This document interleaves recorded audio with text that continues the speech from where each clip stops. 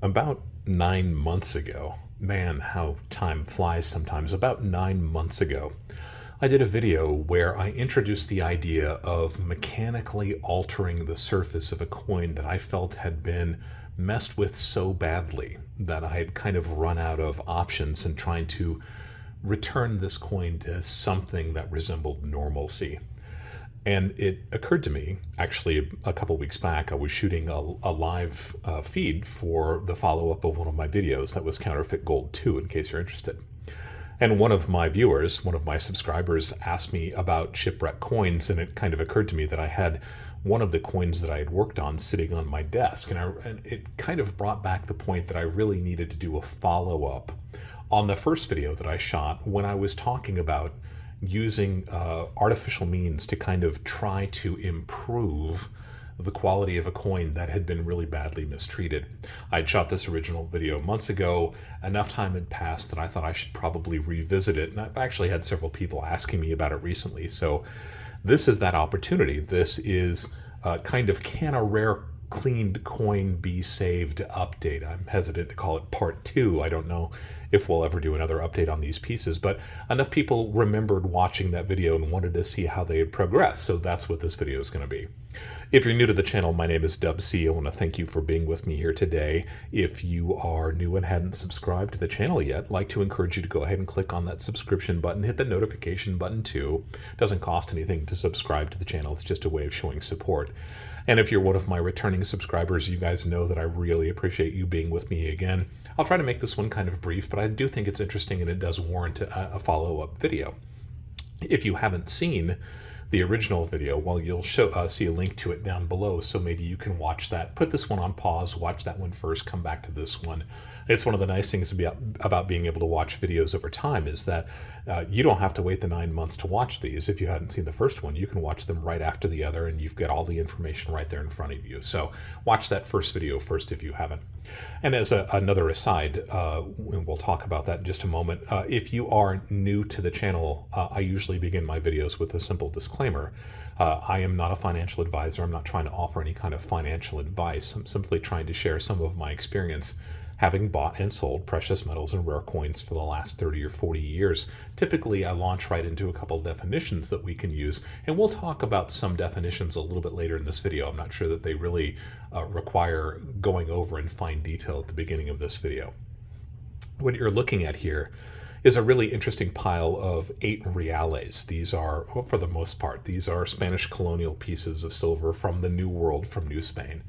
And I've talked about these at length. If you're interested in taking a really deep dive into it, I shot an entire video about stacking Mexican silver. You'll find these pieces in episode 1 of that 5 or 6 part series, because this is really where it all begins.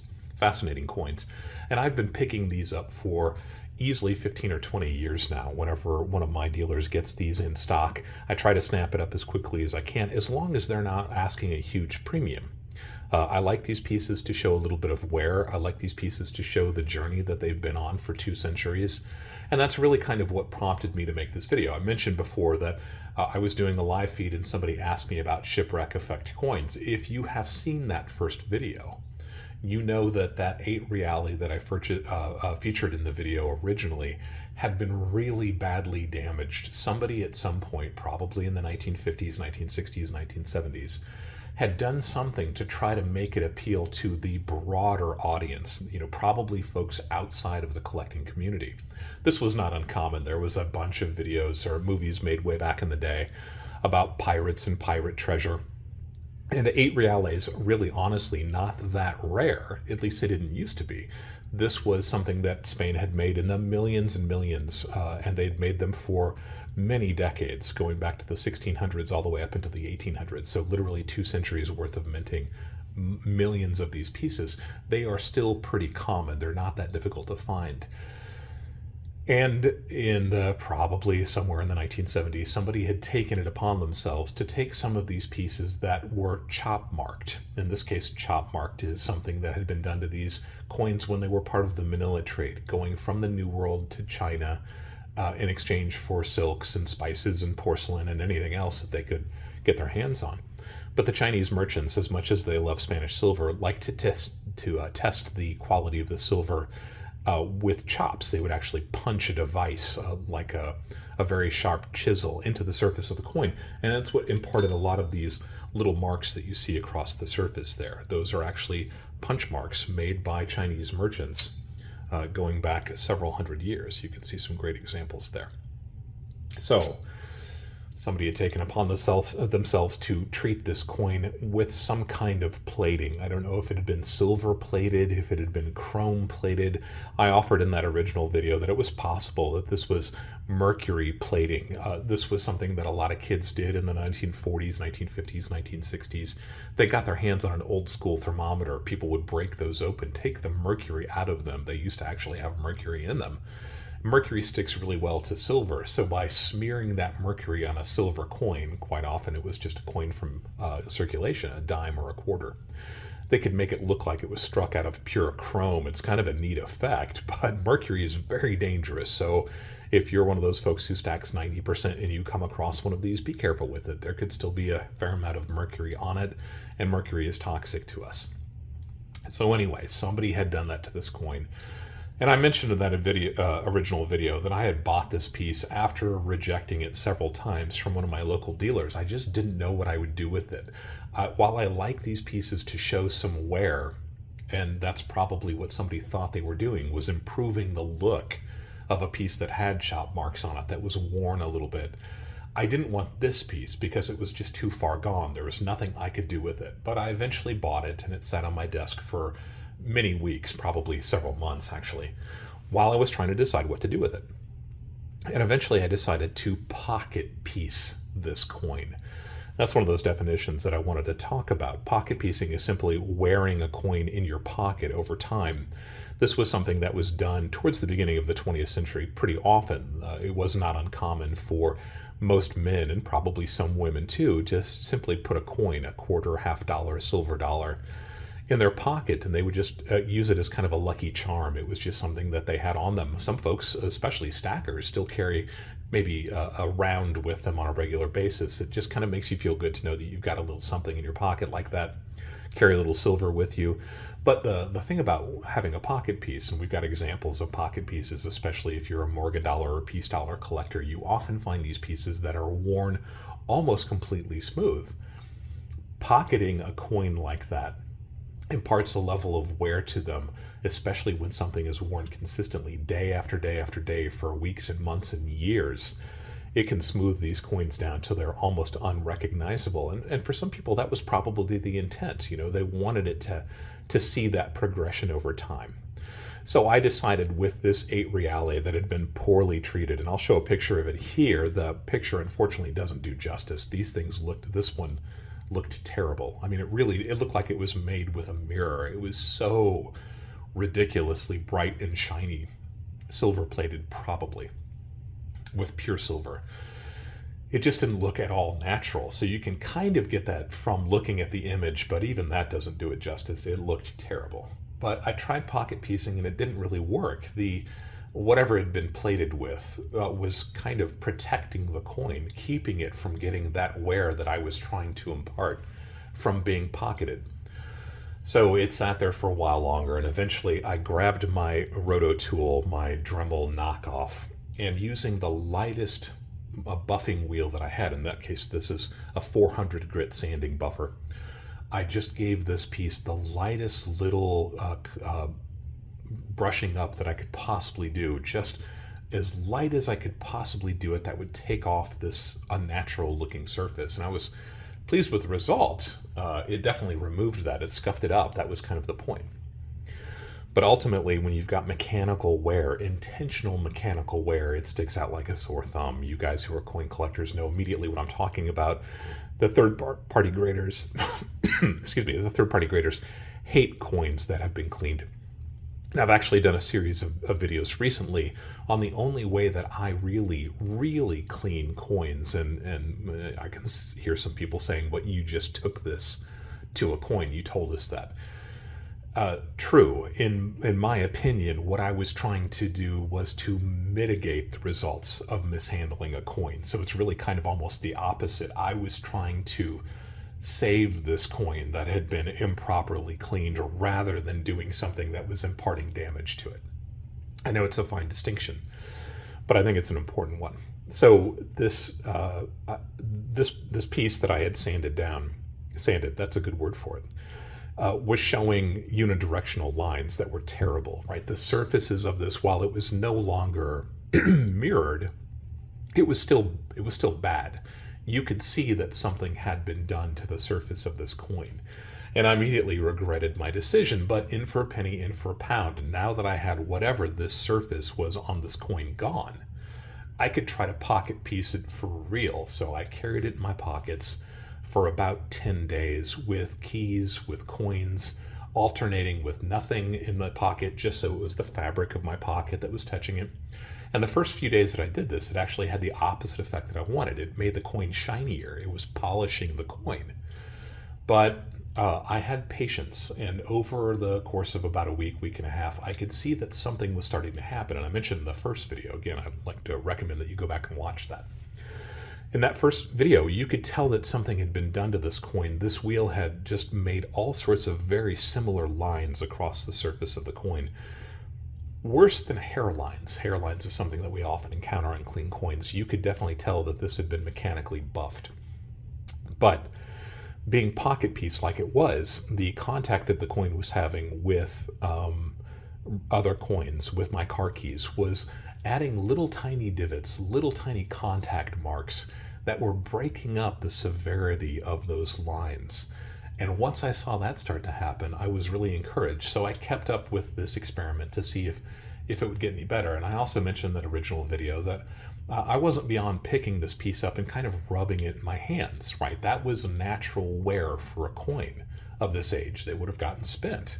There was no way this piece was going to be spent, but I wanted it to have the same kind of environment that it probably would have 150, 200 years ago if somebody hadn't messed with it. And the nice thing about that was that this 8 Reale in particular had chop marks on it. Those chop marks, when I had gotten done buffing it originally, had almost disappeared. You couldn't see them, and that horrified me because I love chop marks. But over time, as I was wearing this coin, it was picking up a little bit of dirt, a little bit of residue. Our hands have lots of oils and material like that, contaminants. So over the course of several days, those chop marks started filling in just a little bit with a little bit of dirt, a little bit of grime, a little bit of oil, whatever else it was. And it was starting to bring those back to life. You could actually start to make them out again. So I was very relieved to have that happen. So if you watch that first video, you'll know that I kind of stopped that video once this pocket piece had gone for about 10 days, this 8 Reale. And what's funny about this is what really prompted me, other than the fact that I've been keeping in the back of my head that I really need to do a follow-up, and several people have asked me about it. I was doing this live feed a few days ago, and this person had asked me about it. I believe his name is Cody. Cody, you'll have to correct me if I'm wrong. One of my subscribers to the channel mentioned in this live feed, he asked if I had any shipwreck effect coins, if I had any shipwreck coins. And I picked up the piece that had been on my desk that was that piece that I had cleaned. And I was showing it off, and I realized that there was something weird about this, so there weren't any chop marks on it. And that's when I realized, after I got done with this live feed, that I had been incorrect. This is not the 8 Reale that I had worked on. And this piece is not nearly as bad as that one was, but it had almost the same kind of, somebody had polished this piece clearly. It's way more bright and shiny than it should be. So this had been sitting on my desk, and that's the one that I had picked up, and that's what I thought I had made the original video about. Cody, I apologize. This is not that coin. And what's kind of funny about this, and kind of cool about this too, is that while you've been looking at this pile of 8 Reales, it's actually this 8 Reale that I had done that to. Now, once you see it, it kind of sticks out a little bit like a sore thumb. But the fact of the matter is that I had actually left this coin on my desk for the last probably 6.5 months to oxidize, to get a little bit of atmospheric debris, dust, the carbon dioxide from my breathing, the off-gassing from carpeting and everything else, paint in my house, that I was hoping would impart a little bit of a more natural looking surface to this coin. And at some point in the last probably 2.5 months, I had even forgotten that this was the coin that I had originally buffed and pocket pieced. And I was cleaning up my desk and I realized that there was an 8 reale sitting there that shouldn't have been there. So I picked it up, I put it in a safe flip, and I put it back in the vault with the rest of my 8 reales. So that's what's so funny about this. This piece has actually become, I don't want to say so natural looking that it fooled me, but the truth of the matter is, yeah, that's kind of it. Again, I'll show the picture of the before of this piece. And this is how it looked after having sat on my desk for the better part of 9 months. It has started to retone a little bit. The chop marks are starting to show up a little bit better. Again, once in a while from the grease from my hands. It doesn't look natural. This does not look like the rest of my 8 reales, but it is really so much closer than it had looked when I originally gotten it. And it is so much better than it looked even after I had originally buffed it with a roto tool and then had pocket pieced it. So it is really starting to recover. And I am thrilled the fact that it fooled me, and I'd completely forgotten that that was part of the experiment. This coin that had been sitting out, I put back with the rest of my pieces without even stopping to think. Now, I said at the beginning of the video that one of the things I like about these 8 reales, I don't really have any collector grade or investor grade 8 reales. I've got kind of a space holder in my collection that eventually I hope to have one. I'll talk about that in a later video. But the rest of my pieces I've just been picking up over the years from dealers whenever I can find them inexpensively, and I like them to show wear. I like them with chop marks. I even like them with holes in them. So this piece is kind of in keeping with that. It kind of looks like the rest of those pieces. And I am pretty certain over time it will continue to oxidize, get a little bit darker, maybe pick up a little bit more schmutz here and there. And it's going to look a lot more wholesome than it did originally. So the reason I really wanted to make this follow-up video is because I think it's got kind of a happy ending. We'll talk about some of the ethical dilemmas a little bit later and some of my suggestions if this is something you want to pursue. Now, I have shot a series of videos recently about cleaning coins. You might have seen that watching this video. You may not have seen those videos yet. It kind of depends on where in the Dubsy timeline you are watching this video. But again, this is really not cleaning. I know it's a fine distinction and some people may try to call me on it, but this is really the result of trying to fix something that had been cleaned, something that had had an unnatural surface applied to it. Again, fine distinction, but I think it really is a sincere distinction. This is not cleaning. This is kind of the opposite of cleaning. So in that video, in that original video, I did have, and incidentally, this is just a piece that I picked up a couple months ago, and I'd completely forgotten that I bought it, but the surfaces reminded me of that piece, and that's why I assumed in that live feed that this was the same coin. I know, getting old sucks, right? Sometimes you just forget where you are in your own timeline. But that's what really prompted it. I'm thrilled with the outcome. In that original video, I showed another coin that I was considering using kind of the same techniques on. And several people have asked me about that piece over time. So I think it's nice to begin, or to get back into it with that coin. And that coin is this French 5 francs piece. This is a 1813 5 francs from France, and that's Napoleon Bonaparte on it. Now, we've got really harsh lighting here, and I know that that is imparting some of these scratches on the surface. Honestly, this coin, when I first got it, looked horrible. It too had been really badly cleaned, and it had been probably wiped, or some kind of really harsh surface had been applied to it. I don't know if it was a really light grained steel wool. I hope that it wasn't sandpaper, but it wouldn't surprise me if 100 years ago somebody on a Thursday night had just decided that this coin was dirty and they wanted to shine it up. That's just something that happens to these pieces, and that's kind of why I don't mind these 8 reales having a little bit of character to them. I think that was what happened to 95, 98% of these pieces. They were used. This was money. They were spent. Somebody cleaned this piece a long time ago, and in doing so imparted some pretty awful lines all the way across its scratches. Worse than hairlines, right? This was something that was pretty bad. And in that first video, I actually showed this piece, and I thought maybe I should ask the subscribers out there if you thought that I should try the same technique. So I did. I took this piece. It didn't need to be mechanically altered. In fact, it almost looked like somebody had done that in the first place. So this was a piece that I felt I could pocket piece, and it would show the wear almost immediately, and I'm very pleased to say that it did. So this one stayed with me also for about 10 days. And when I say 10 days, I'm checking it periodically, probably a couple times a day. My biggest fear was that I would take it too far, that these would start looking really shiny, just being, shined up from having been in contact with my pocket, with my keys, with my change.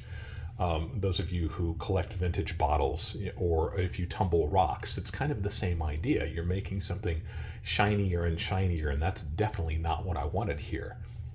But just as with the 8 Reale, that started seeing kind of breaking up those unidirectional lines that were all over the surface of it, in the case of the 8 Reale from this mechanical cleaning, in the case of the 5 franc piece, just from being harshly cleaned, whoever had done that years ago.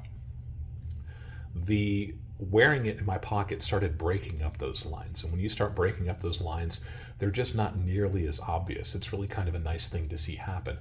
So this piece I did for about the same length of time, probably about 10 days, with keys, sometimes without keys, with other change, sometimes without change.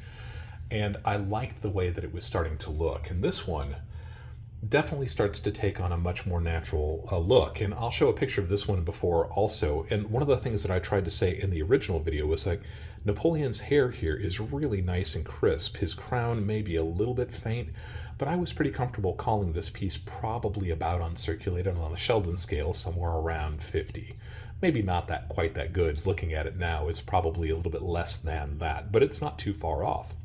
But the worst thing about this coin, and I'll try to get it in the light so you can see some of those lines, they were really bad through here, beneath the 5 and above francs. These lines were terrible. And I think that's probably a result of these fields here, these wide plains here, being protected by this wreath and also by the lettering and the rim and the denticles.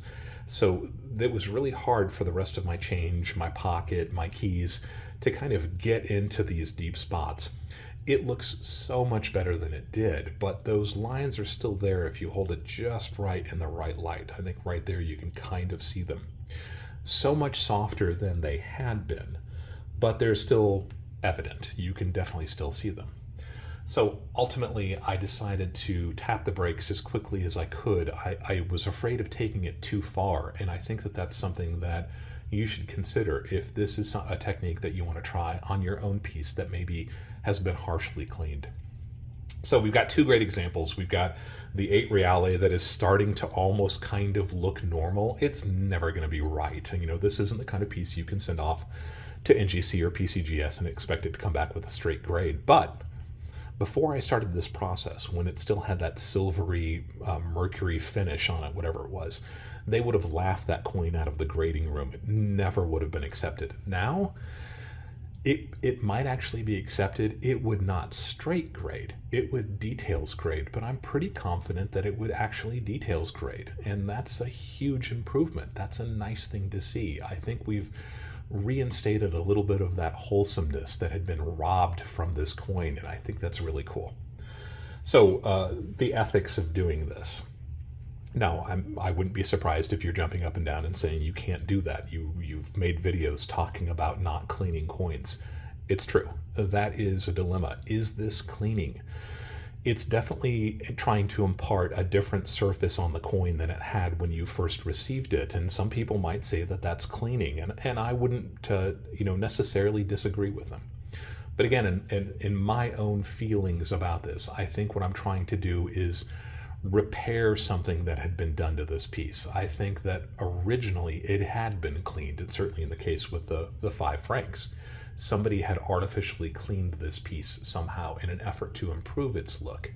So what I was doing was trying to repair that, and it just shows a little bit of the extremes that you have to go to when a coin has been improperly cleaned or conditioned, right? That's really where I feel this lands. The mechanical buffing and pocket piecing of the 8 Reale probably dropped the grade a full 10 points. It's probably still going to details grade, but I think if this was somewhere in the 50s before I did anything to it, it's now probably somewhere in the 40s. As a details graded coin, it probably wouldn't get a numeric grade, but if it was an AU details originally, maybe now it's an EF or a VF details. Is that worth it to you? Is that something that a coin that's 200 years old, a survivor, deserves? Do you have the right to take a coin down 10 points on that Sheldon grading scale? So I know it makes me sound almost like a baby, but this is something that I've felt strongly about for my entire coin collecting career for the last 50 years. We are custodians of the coins that we have been entrusted with, and to do no harm should really kind of be the number one mantra that we have as a coin collector. So is it the right thing to do to intentionally whittle that coin down 10 points on the Sheldon grading scale? That's a great question. I'd love to hear your thoughts about that. Some folks might say never do that. Some folks might say, why are you even asking us? It looks so much better than it did. I hope you're on that side of the coin. The pocket piecing of the 5 francs piece. Now, I didn't mechanically alter the 5 francs piece because it almost looked like that had happened originally. I was pretty certain that the hairlines all over the 5 francs piece would be receptive to the damage that it received in my pocket, and I was right. The 8 reales almost looked like it was protected by whatever had plated it, but not so with the 5 franc piece. So I didn't need to mechanically alter the surfaces of that piece at all. It was just kind of stepping up the speed with which it got worn down. But I'd say that it too probably dropped maybe not quite 10 spots on the Sheldon grading scale, but maybe 5, somewhere in that area. Still probably a details graded coin, but maybe from an AU53 to an XF45, something like that. I'm just offering it as a possibility. It clearly experienced some degree of wear, and that wear clearly took away some of the details of the coin. And that's a bit of an ethical dilemma, right? That's definitely not nothing. That's something that should be considered. And I think the important thing to remember is that I tapped the brakes on this really quickly, and I didn't let it go too far. That is my biggest fear, was that these pieces would wind up looking strange on the other end of the spectrum, too shiny, too something else, not natural. So I think that was really kind of the thing that I kept in the back of my mind. When you've got these pieces that have been used and abused and chop marked and traveled over hundreds and thousands of miles and everything else, this piece doesn't look off-brand for that. If you saw the video that I made on silver crowns, I'll put a link to that video down below. A popular video where I talk about all the different coins that I have that are kind of big world crowns like these pieces, big pieces of silver, the largest circulating silver coins from countries all around the world. Most of those pieces in that collection are average circulated, right? They've seen some wear, they've seen some scratches, they have some gouges, some of them have holes all the way through them, some of them been dropped on the floor, mistreated, tarnished, everything else you can think of.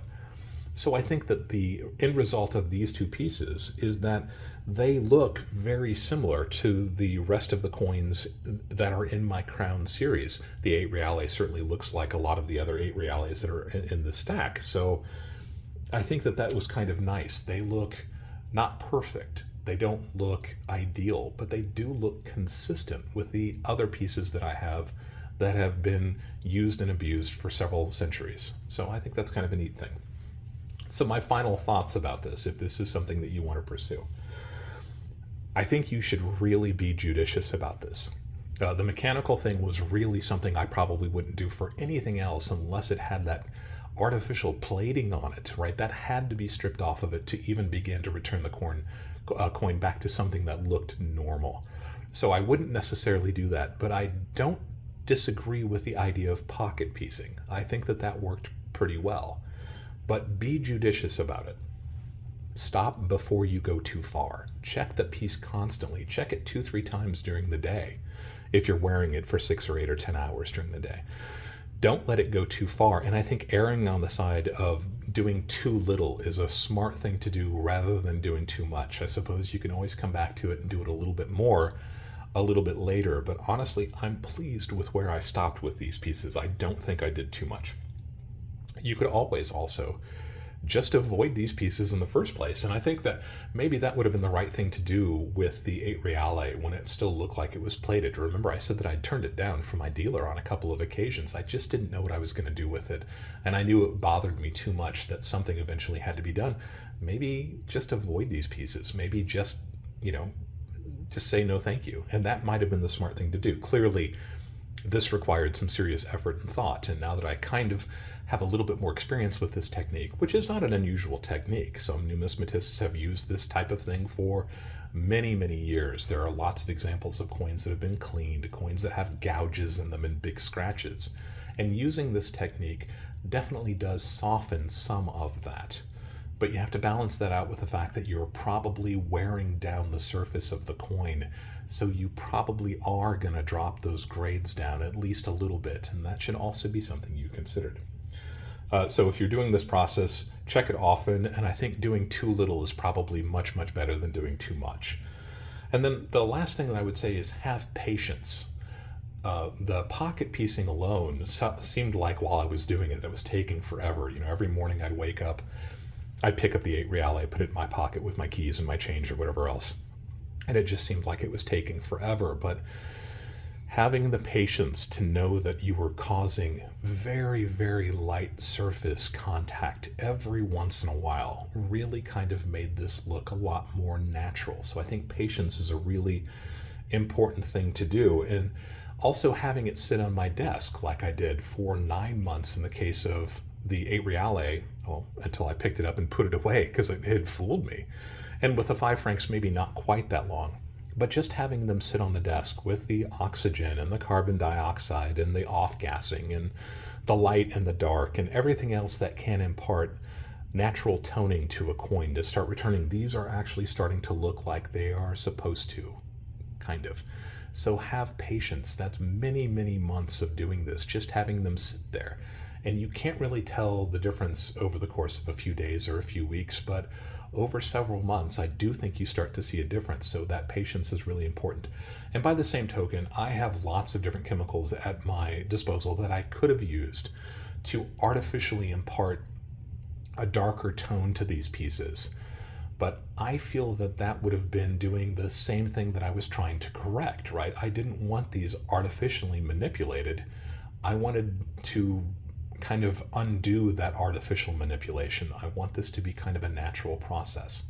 So while you could try different chemical substances to try to speed this along, I know lots of people use different chemicals to impart toning or even just darkening of it. I didn't really want to do that. That wouldn't have been a really good experiment in the first place. But again, I think that that would have kind of been doing the same thing that had been done to these in the first place. And I'm trying to reverse that. I'm trying to keep that from being what these coins have. So I wouldn't necessarily recommend using any kind of artificial toning or chemicals or anything like that.